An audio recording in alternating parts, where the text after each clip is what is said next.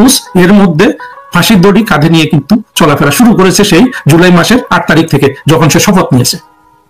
মামলা তো হবে, ইউনূসের সবকিছু নিয়ে বিচার হবে, কিন্তু ইউনূসকে পাওয়া যাবে কিনা সেটা হলো একটা কথা। ইউনূস একটা বেহায়া লোক, যে কোনো সময় সে পালিয়ে যাবে, যুক্তরাষ্ট্রে পালিয়ে যাবে, নয়তো ফ্রান্সে পালিয়ে যাবে।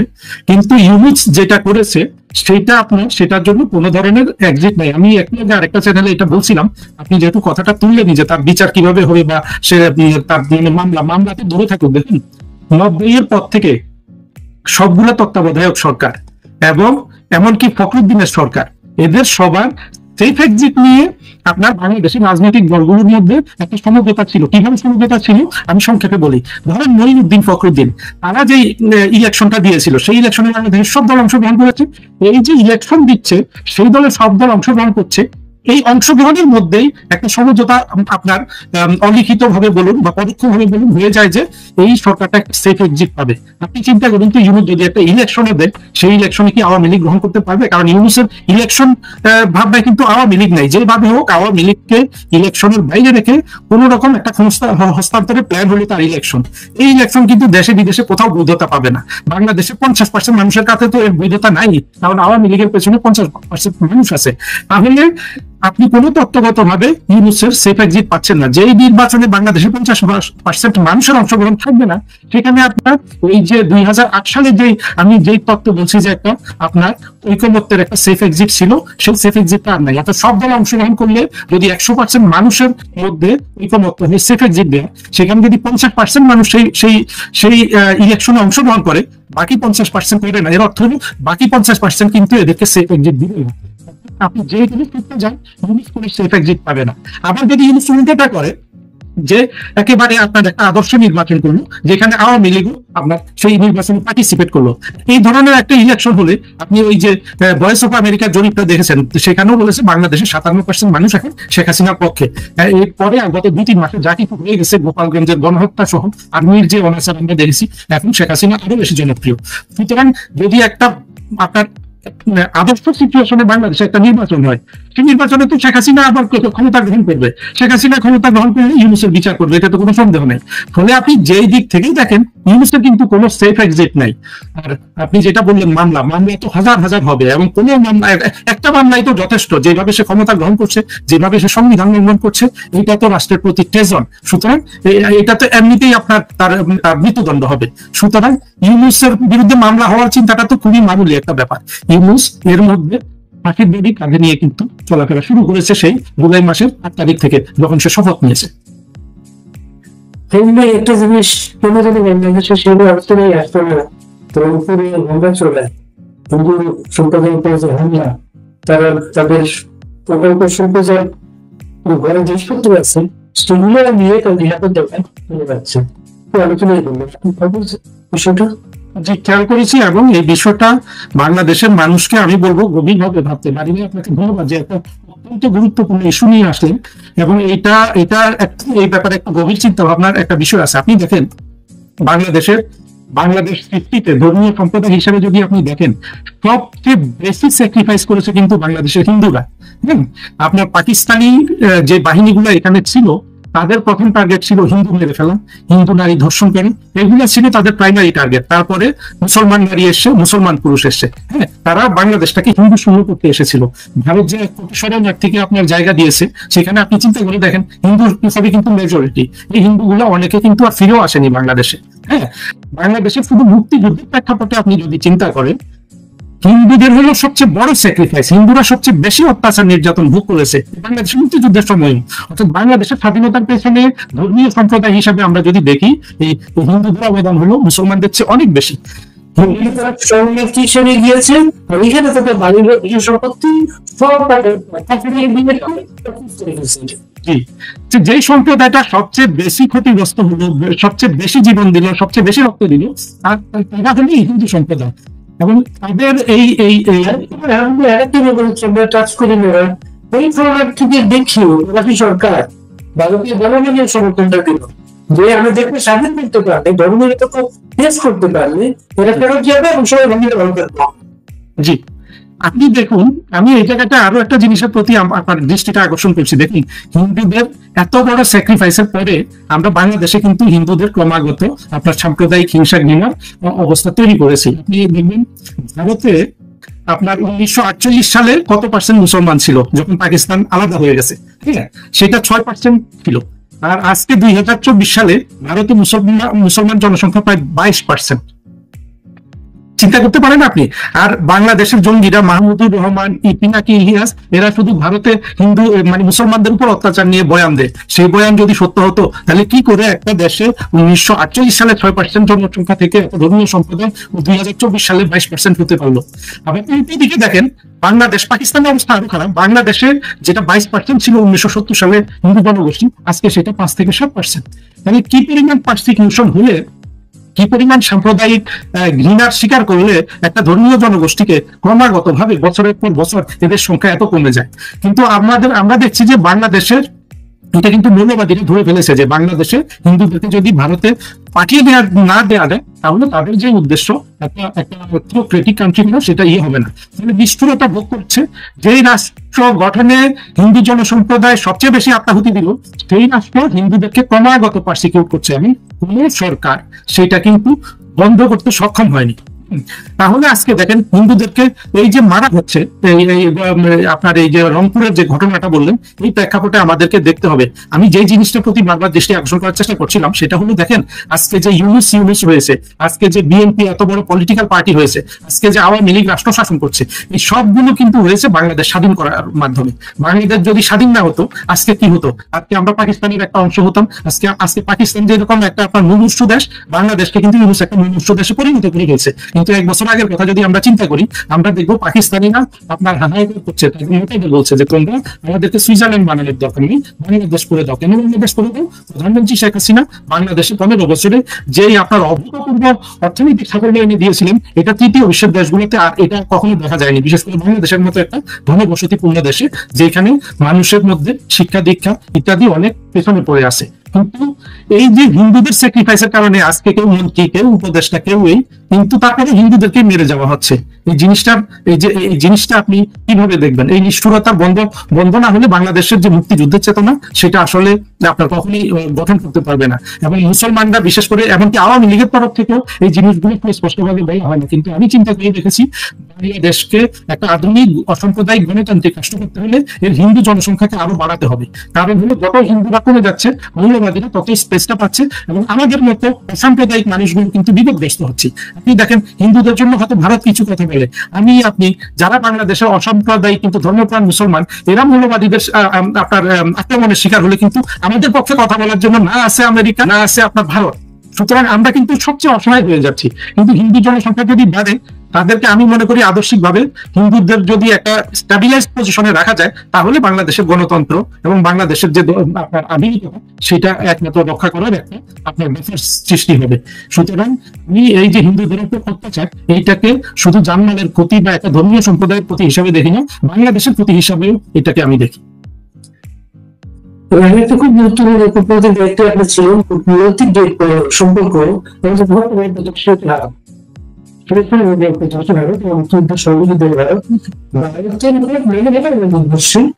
সাংস্কৃতিক অর্থনৈতিক চিকিৎসা এবং ভারতের সঙ্গে সম্পর্ক ভালো রাখলে ভারতের বাংলাদেশের ভালো থাকে।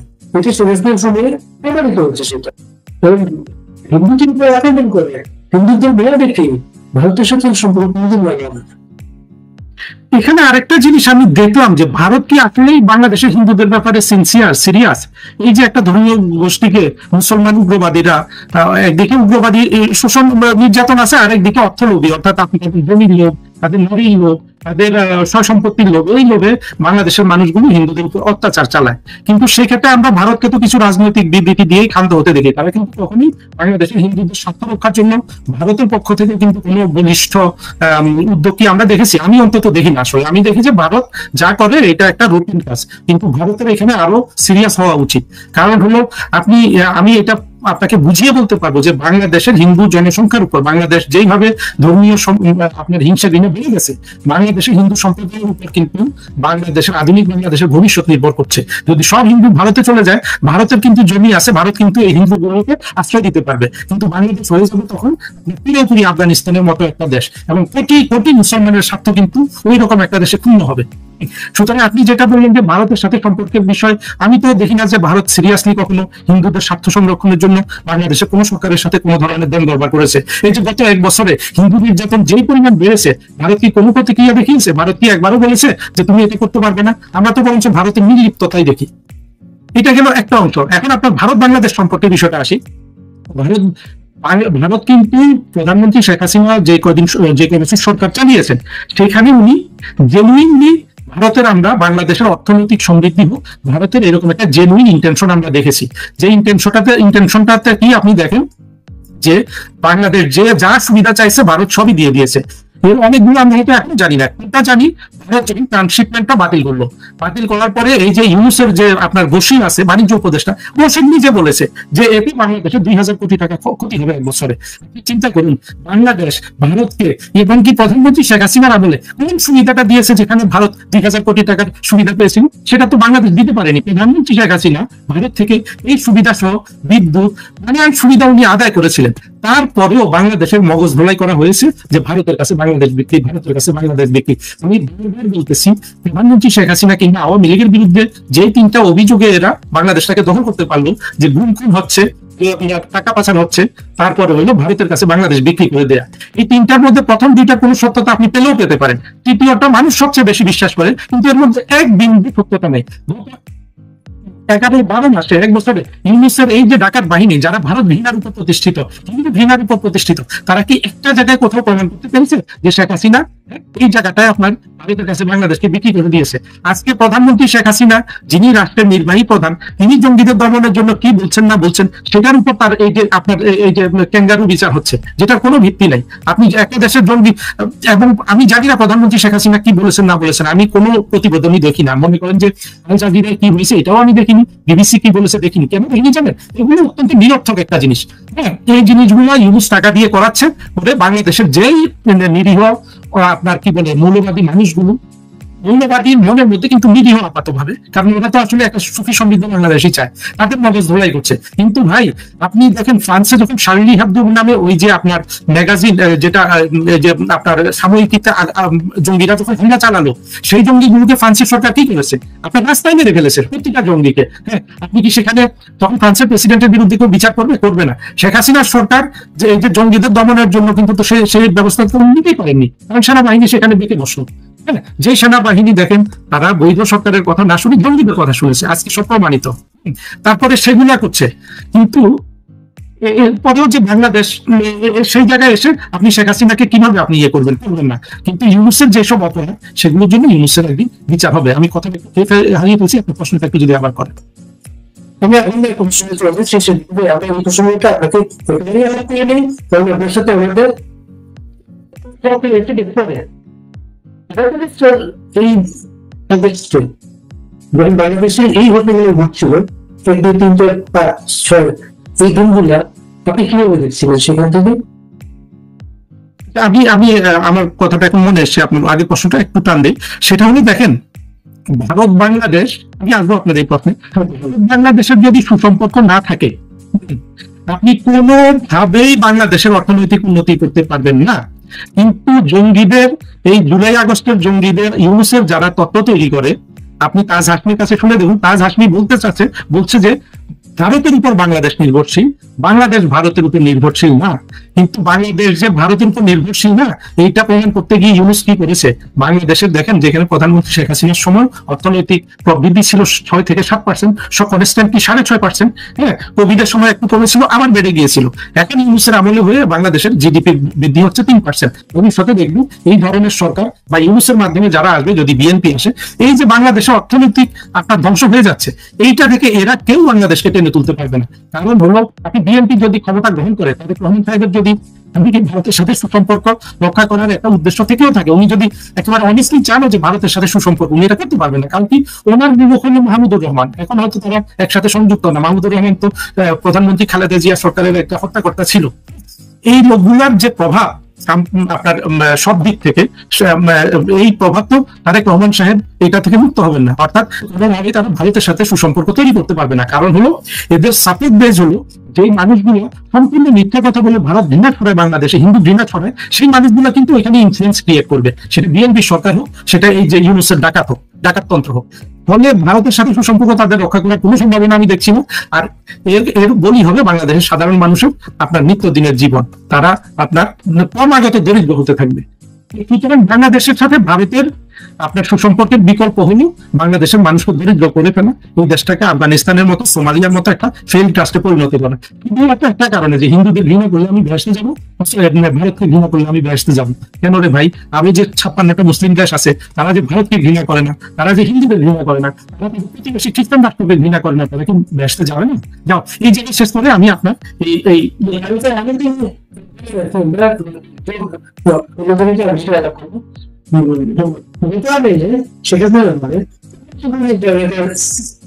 সমস্যা দীর্ঘ বছর ধরে ধরে থেকে একটা সমস্যা। এই সমস্যায় বাংলাদেশ উপকৃত হয়েছে মানুষ যারা জীবন যাপন করতো। বাংলাদেশের মানুষ তারা শিক্ষা হওয়ার কারণে তারা ন্যায় যেতে পারতো বাংলাদেশে, ন্যায় যেতে পারতো ভারতে। তাদের জীবন যাপন খুবই অনুন্নত জীবনযাপন ছিল। শিক্ষা সমস্যার কারণে তারা নাগরিক মর্যাদা পেয়েছে, তারা ভালো আছে। আচ্ছা আমি যে কথা বলছিলাম, সেই গত বছর আগস্টে, এই আসলে 1 আগস্ট 1, 2, 3, 4 এই দিনগুলো আগে কি হয়েছে অত্যন্ত আতঙ্কের সাথে সব ফলো করছিলাম। 2-3টা জিনিস আমার খুবই খারাপ লেগেছে। আমি অনেক বেশি ফিল করছিলাম, কারণ আমি তখন ফেসবুকে নানান পোস্ট দিচ্ছিলাম এবং আমি একমাত্র লোক সরকারি চাকরি করেও আমি এমনকি জাফর ইকবাল সাহেব, অধ্যাপক জাফর ইকবালের পক্ষে আমি পোস্ট করেছিলাম যে আমি তার সাথে আছি। দেখুন, এই জাফর ইকবাল কিন্তু সত্য কথা বলেছিলেন যে এরা সব রাজাকার। শেখ হাসিনাও কিন্তু সত্য কথা বলেছিলেন, কিন্তু বলে ও রাজাকারদের এমন ভার বেড়েছে গত 53 বছরে বাংলাদেশে। এরা যে সত্যিকারের রাজাকার এখন তো প্রমাণিত হয়ে গেছে। ওরা তখন অনেক চাতুর্যের আশ্রয় নিয়েছিল। আপনার এইসব আমরা রাজাকার, কে রাজাকার, আমি রাজাকার, তুমি রাজাকার, কে বলেছে স্বৈরাচার, ওইসব চাতুর্যের মাধ্যমে। কিন্তু এই ছেলে মেয়েগুলা সবই কিন্তু বাংলাদেশ বিরোধী মনোভাব ছিল এবং এক একটা দিক যাচ্ছে সব দেখা। আমার যেটা সবচেয়ে খারাপ লেগেছে যে সরকারের পক্ষ থেকে, আওয়ামী লীগ সরকারের পক্ষ থেকে এই জিনিসটা ম্যানেজ করার ক্ষেত্রে, জঙ্গিদের দমনের ক্ষেত্রে, আন্দোলন দমনের ক্ষেত্রে আমি কোনো পর্দার পরিচয় দেখিনি। একটা সবচেয়ে বড় কথা হলো, দেখুন কত তারিখ থেকে আর্মি কিন্তু ওই যে কারফিউ দিল, এই কারফিউ দেওয়ার পরে কিন্তু আর্মি কিন্তু কারফিউটা কিন্তু তারা প্রয়োগ করে নাই। কারফিউ যেসব আইন কানুন কিছু না, কারফিউ দিচ্ছে, এই দিক দিয়ে জঙ্গিরা তাদের তাণ্ডব চালিয়ে যাচ্ছে। অর্থাৎ আর্মি কিন্তু অনেক আগে থেকেই রাষ্ট্রের সাথে, রাষ্ট্রের যে আইন কারফিউ যেটাকে বলে সেটা প্রয়োগ না করে জগন্নাথের মতো দাঁড়িয়ে থেকে তারা কিন্তু সরকারের সাথে বিশ্বাসঘাতকতা করলো। একদিন দেখবেন ইতিহাসে বাংলাদেশের গত 1 বছর যে পরিমাণ অবনতি হলো, আইন শৃঙ্খলা বলুন, মানবাধিকার লঙ্ঘন বলুন, আর সাধারণ মানুষকে যেটা সবচেয়ে বেশি এফেক্ট করে সেই তাদের অর্থনীতি ধ্বংসের ক্ষেত্রে বলুন, সবকিছুর দায়িত্ব তিনি ইউনুসের চেয়ে বেশি যাবে কিন্তু এই ওয়াকারুজ্জামানের উপর। কেন যাবে জানেন? কারণ হলো ইউনুস আদতেই একটা খারাপ মানুষ। সে ডাকাতির জন্য কিন্তু এই ফাঁদ করে বসেছিল এবং শেখ হাসিনা সরকার তার বিরুদ্ধে কতগুলো মামলা দিয়ে, যে মামলা সে অপরাধ করেছিল কিন্তু তাকে ভূতে তারা ভয় পাচ্ছিল। বাংলাদেশে যে অপরাধ করেছে এটা তো সবাই জানে বাংলাদেশে, কিন্তু সেই লোক কিন্তু লোক পেতে বসে আছে কখন সে বাংলাদেশটাকে দখল করবে। এত শত্রুকে রেখে প্রধানমন্ত্রী শেখ হাসিনা সরকার যেই পর্দার সাথে এই আন্দোলনটা দমন করার কথা ছিল সেটা কিন্তু আমি অন্তত দেখিনি এবং খুব কষ্ট লাগে। প্রধানমন্ত্রী শেখ হাসিনা যখন বাংলাদেশ ছেড়ে গেলেন, আসলে আমার মনে হয় আমি এত কষ্ট পেয়েছি কি বলবো, সারা জীবনে এর চেয়ে বেশি কষ্ট পাইনি। একটা মানুষ রাত দিন 24 ঘন্টা পরিশ্রম করে অতি দরিদ্র দেশকে, যে দেশে 18 কোটি মানুষ, 16 কোটি মানুষ, 16 কোটি থেকে 18 কোটি হলো, এতগুলো মানুষের ভাগ্য পরিবর্তনের জন্য উনি গরিব মানুষের জন্য একদিকে যেমন অনেকগুলো আপনার প্রজেক্ট ছিল, বিভিন্ন ভাতা দেয়া ইত্যাদি, এবং রাষ্ট্র দরবারে বাংলাদেশকে একটা সম্মানের আসনে নিয়ে আসা।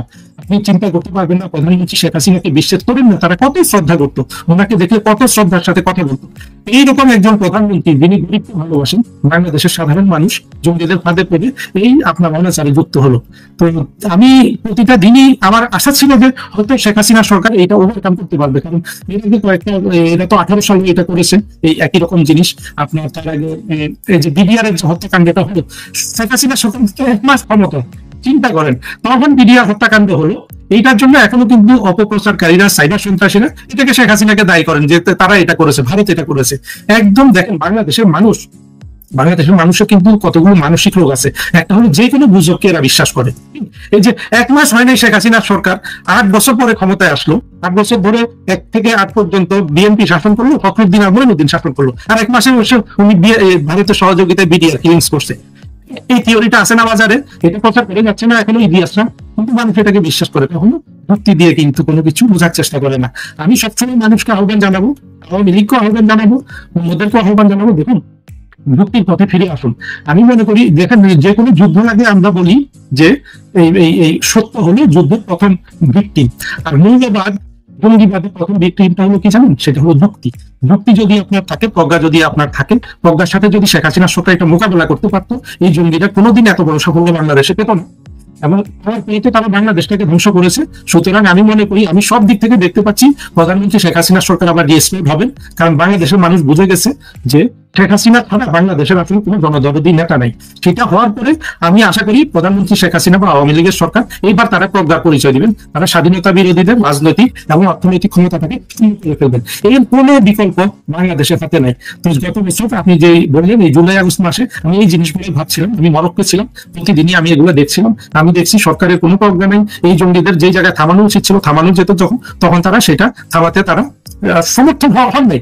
এই ব্যর্থতাটা কিন্তু তাদেরকে মেনে নিতে হবে। যতই বলুন যুক্তরাষ্ট্রের বা ডিপ স্টেটের ষড়যন্ত্র ছিল, ষড়যন্ত্র তো ছিল, ডিপ স্টেটের ষড়যন্ত্র মোকাবেলা করার জন্যই তো কূটনীতি রাখা হয়েছে, তাই না? একটা সরকার সেগুলি সম্পর্কে বাস্তব অভিজ্ঞতা নিয়ে বা আপনার সে সমস্যাগুলিকে সমাধান করতে পারাই তো একটা সরকারের প্রজ্ঞা। সেখানে তো আমরা কোনো প্রজ্ঞা দেখি নাই, যুক্তরাষ্ট্রের সাথে কূটনীতিতে কোনো প্রজ্ঞা আমরা দেখিনি। সেই জিনিসগুলো আমি আশা করি আওয়ামী লীগের সংশ্লিষ্ট লোকজন ভাববে, এবং ভবিষ্যতে যেন আমাদেরকে এই ধরনের আর কোনো বিপদের মধ্যে ফেলে দেওয়া না হয়। আমি আসলে এই জিনিসগুলো গত বছর এই যে অনাচারটা চলছিল, যত বেশি অনাচার বাড়ছিল, এই জিনিসগুলোই ভাবছিলাম। সরকার কবে থেকে আপনি টার্গেট করতে শুরু করলেন? সরকার আমাকে টার্গেট, দেখুন ইন্টারেস্টিং প্রশ্ন। এই ফরেন মিনিস্ট্রিটাতে একটা মাত্র অফিসার ছিল যে স্বাধীনতা বিরোধী, মৌলবাদ বিরোধী একজন অফিসার, হয় প্রফেশনাল নাইলে জামাত বিএনপি, একমাত্র আমি ছিলাম। আর আমি যে জায়গায় পোস্টেড ছিলাম এই জায়গায় অফিসাররা যেতে চায় না। আমি সারা জীবন যেসব জায়গায় চাকরি করেছি এগুলো একেবারেই আপনার মানে একদম আপনার খুবই গুরুত্বহীন জিনিস অফিসারদের চোখে বা বাংলাদেশের কূটনীতিবিদদের চোখে। হ্যাঁ, আপনি দেখেন যে লোকগুলো সত্যিকার আওয়ামী লীগ সরকারের সুবিধাভোগী, এদের কাউকে কিন্তু ইউনুস টার্গেট করে নাই। কেন করে নাই জানেন? এই লোকগুলো আওয়ামী লীগের সুবিধাভোগী, কিন্তু ইউনুস বলুন, স্বাধীনতা বিরোধীরা যেই ধরনের আপনার মতবাদে বিশ্বাসী, সেই বিশ্বাসী হওয়া তো ওই লোকগুলো টার্গেট হলো না। কিন্তু আমি কোনো ধরনের পিকচারে না থেকেও আমি টার্গেট হয়ে গেলাম। আমি তো আপনার প্রসঙ্গে আসছি, টার্গেট হয়ে গেলাম এই জন্য যে ইউনুস এবং স্বাধীনতা বিরোধী, বিশেষ করে বাংলাদেশের জামাত ইসলাম, এদের চোখ কত শার্প আপনি দেখেন। আমি লুকিয়ে থাকা একটা অফিসার, তারপরে ওরা জানে যে আমি বাংলাদেশের মুক্তিযুদ্ধের পক্ষে থাকি। আপনি চিন্তা করতে পারেন, আমি যদি মার্কিন যুক্তরাষ্ট্রে থাকতাম কিংবা ইভেন ইউরোপেও থাকতাম, তাহলে একটা কথা ছিল যে না, এত সুবিধাভোগী। ইউনিট কিন্তু কোনোভাবেই বা স্বাধীনতা বিরোধীরা কোনোভাবেই আমাকে সুবিধাভোগী হিসাবে চিহ্নিত করতে পারবে না, সেটা আমার ক্যারিয়ার দেখলে আপনি বুঝবেন। তারপরে আমি যে শুধু মুক্তিযুদ্ধের পক্ষের একজন লোক, এই জন্য ওরা আমাকে টার্গেটটা একদম শুরু থেকে করেছে। বিশেষ করে আপনার 3, 4, 5 এই ফরেন সার্ভিস অফিসারদের একটা হোয়াটসঅ্যাপ গ্রুপ আছে, এই গ্রুপে 25 ব্যাচের 23 ব্যাচের এই মানে অফিসারগুলো, এরা যে কি পরিমাণ বেয়াদবি শুরু করছে আপনি চিন্তাই করতে পারবেন না। দেখেন, শেখ হাসিনা সরকার কিন্তু কে জামাত কে বিএনপি এগুলো দেখেই নেই, বরং যেটা দেখা উচিত ছিল স্বাভাবিকভাবে সেটাকে দেখেই নাই। কিন্তু এই অবস্থা পরিবর্তন হওয়ার সাথে সাথে কিন্তু ইউনুস বলুন, যারা ক্ষমতা এসেছে তারা কিন্তু এগুলি নিয়ে ভীষণ স্ক্রুটিনি করেছে। এবং কি পরিমাণ জামাত বিএনপির অফিসার যে এমন শেখ হাসিনা সরকারের সময় বিসিএস এর মাধ্যমে ঢুকেছে, সেটাও 3-4 দিনে আমরা দেখে ফেলেছি। আর এদের বেয়াদবি তালে আমি অবশ্য অনেককে কড়া জবাব দিছি, আমি এগুলো ধারি না। ফলে একদম শুরু থেকেই আমি টার্গেট, কিন্তু ওরা হিসাব মিলাতে হয়তো ওরা চিন্তা করছে যে এই ছেলে টার্গেট, ঠিক আছে, কিন্তু এর তো কোনো লাভ নাই, আমরা তো দেখাইতে পারবো না যে যুক্তরাষ্ট্রে পোস্টিং করছে ওই রকম মিনিস্ট্রির মতো। আমি সবসময় ফ্রিঞ্জে থাকা একটা মানুষ, কিন্তু আলটিমেটলি ওরা ওই যে ইউনুস এবং ওই ছেলেগুলো তো জানতো এই যে মুক্তিযুদ্ধ বিরোধী যেসব, বিশেষ করে 25 ব্যাচ 27 ব্যাচের অফিসাররা, এরা ওই এর মধ্যে একই ব্যাচের অনেকগুলো আছে, মানে আমাদের পরের ব্যাচ, আমার ব্যাচ হলো 20, এই সব স্বাধীনতা বিরোধী আমার পেছনে লেগে গেল। আমি বিশ্বাস করি আমাদের পেছনে একেবারে জসিম, যে ওই যে এখন আর পররাষ্ট্র সচিব নেই, জসিমের ঘনিষ্ঠ উদ্যোগ ছিল আমাকে মানে হেডকোয়ার্টারে ডাকার পেছনে। সিদ্ধান্ত করে গেলে আমার বিদ্রোহের সিদ্ধান্ত ছিল যে এটাই, আমাকে যদি না ডাকে, দেখেন আমি এক নির্বিরোধ মানুষ, আমি যতদিন চাকরি করেছি চাকরির ক্ষেত্রে আমি মুক্তিযুদ্ধের পক্ষে থাকি, কিন্তু আমি তো শেখ হাসিনা বা আওয়ামী লীগের পক্ষে কখনো ডাইরেক্ট কিছু ছিলাম না। আপনি আইনগত ভাবে আমাকে ধরতে পারবেন না। আমার সিদ্ধান্ত ছিল যে আমাকে যদি ওরা না ডাকে, সেই ক্ষেত্রে আমি যেহেতু লিখি, আমি তো সবসময় লিখি মুক্তিযুদ্ধের পক্ষে, আমি আমার বইপত্র লেখা চালিয়ে যাব। কিন্তু যখন ওরা আমাকে বাংলাদেশে ডাকলো, তখন আমি চিন্তা করলাম যে এমনিতে স্বাধীনতা বিরোধীদের জ্বালায় আওয়ামী লীগের সময় শান্তিতে চাকরি করতে পারি নাই, এখন তো আরো কষ্ট হবে। ফলে আমি যা করছি সেটাই চালিয়ে যাই। আমি সব সিদ্ধান্তটা আমি একেবারে জুলাই মাসের 5 তারিখে নিয়ে ফেলেছিলাম, যখন শেখ হাসিনা বিদেশে চলে গেলেন। প্রথম সুযোগে আমি পারবো, আমার ওয়াইফকে আমি মনে রেখেছিলাম যে আগস্টের 5 তারিখে সময় আমার 2 মেয়ে আমার কাছে ছিল, ওরা পড়াশোনা করে ইউনিভার্সিটিতে পড়ে কানাডাতে, ওরা আমার কাছে ছিল, 1 মাসের ছুটিতে গেছে। আমি আমার ওয়াইফকে বারবার বলছিলাম যে কোনো দিন ওদেরকে আমার পাঠিয়ে দিতে হতে পারে, অর্থাৎ আমি যে কোনো প্রথম ওরা আমাকে প্রথমে আঘাত করবে সেই আঘাতেরই আমি জবাব দিব।